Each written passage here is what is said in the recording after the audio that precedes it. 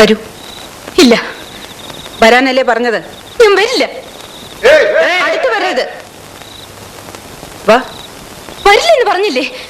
നിന്റെ അമ്മയാ വിളിക്കുന്നത്. വരാൻ.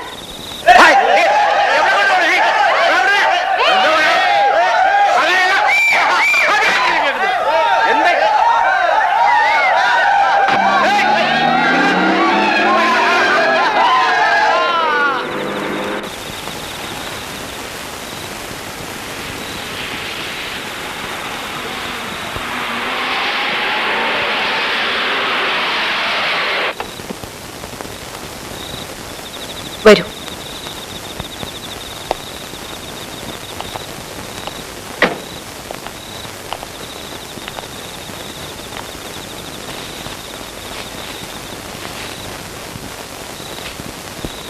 ഇന്ന് നീ സ്വയം നശിക്കാൻ തീരുമാനിച്ചിരിക്കുകയാണെന്ന് എനിക്കറിയാം.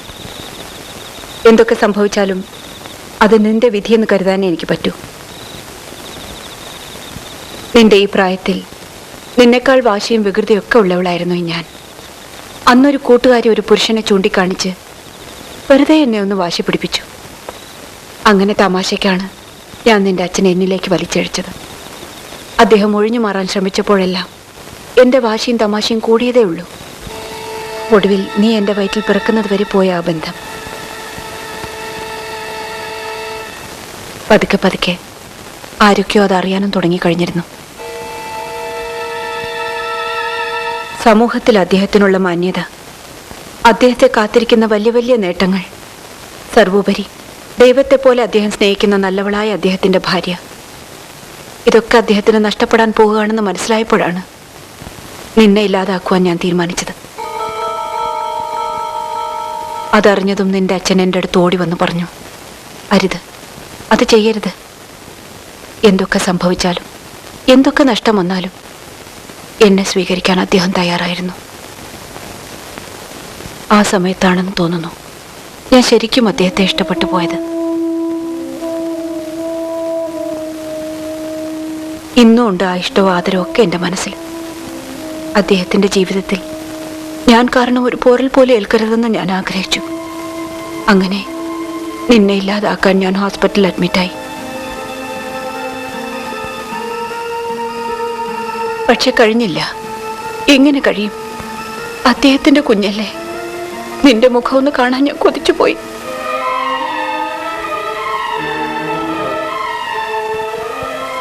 ഹോസ്പിറ്റലിൽ നിന്ന് ഇറങ്ങിയതിന് ശേഷം നിന്നെ നശിപ്പിച്ചു എന്നൊരു കളവ് നിന്റെ അച്ഛനോട് ഞാൻ പറഞ്ഞു. അന്നും അദ്ദേഹം വല്ലാതെ വേദനിച്ചു, കരഞ്ഞു. ഞാൻ പറഞ്ഞു, പിരിയാം, ഇനി ഒരിക്കലും കാണാതിരിക്കാനായി പിരിയാം. ഞങ്ങൾ പിരിഞ്ഞു. അതിൽ പിന്നെ ഇതുവരെ ഞങ്ങൾ തമ്മിൽ കണ്ടിട്ടേയില്ല. ഇന്നും അദ്ദേഹത്തിന് അറിയില്ല മായി, നീ ജീവനോട് ഇരിക്കുന്നു എന്ന സത്യം.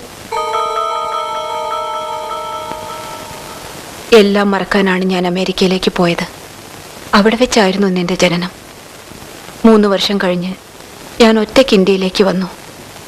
അപ്പോഴേക്കും നിന്റെ അച്ഛൻ എല്ലാവരും ബഹുമാനിച്ച് ആദരിക്കുന്ന ഒരു വലിയ മനുഷ്യനായി കഴിഞ്ഞിരുന്നു. ഒരുപാട് സന്തോഷം തോന്നി എനിക്ക്. എങ്കിലും കാണാനോ ഓർക്കാനോ ഞാൻ ശ്രമിച്ചതേയില്ല. പക്ഷെ നിന്നെ മറക്കാൻ എനിക്കായില്ല. ഏതു നേരവും കൈനീട്ടിയെടുക്കാവുന്ന ദൂരത്തിലാക്കാനാണ് നിന്നെ എവിടെ കൊണ്ടുവന്നതും ശിവപ്രസാദിനെ ഏൽപ്പിച്ചതും.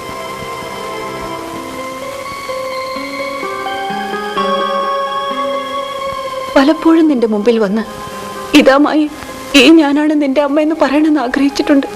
പക്ഷെ ഒരിക്കലും കഴിഞ്ഞിട്ടില്ല. നിന്റെ അച്ഛനെ ഓർത്താണ്, അദ്ദേഹത്തിന്റെ കുടുംബത്തെ ഓർത്താണ്, സ്നേഹബന്ധങ്ങളെ ഓർത്താണ്. എനിക്കിങ്ങനെ ഒരു മകളുണ്ടെന്നറിഞ്ഞാൽ ആരെങ്കിലും പഴയ കഥകൾ ഉയർത്തിക്കൊണ്ടുവന്ന് എല്ലാം നശിപ്പിക്കില്ലേ? അത് നിന്റെ അച്ഛനെ ബാധിക്കില്ലേ?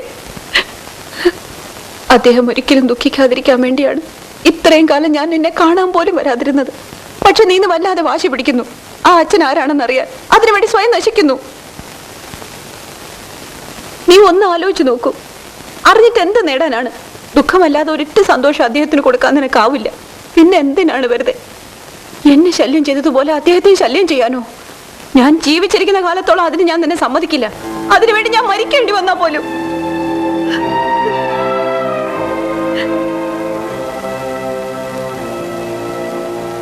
എനിക്കറിയാം, ജീവിതത്തിൽ ഒരു തെറ്റും ചെയ്തിട്ടില്ലാത്തവളാണ് നീ.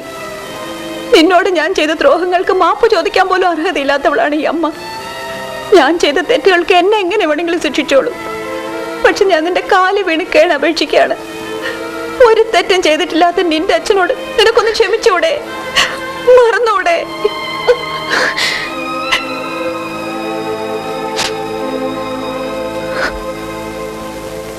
നീ എന്താ ആലോചിക്കുന്നേ? ഒന്നുമില്ല. നിങ്ങൾ എന്നെ എത്രമാത്രം തെറ്റിദ്ധരിച്ചു പോയി എന്ന് ആലോചിക്കായിരുന്നു.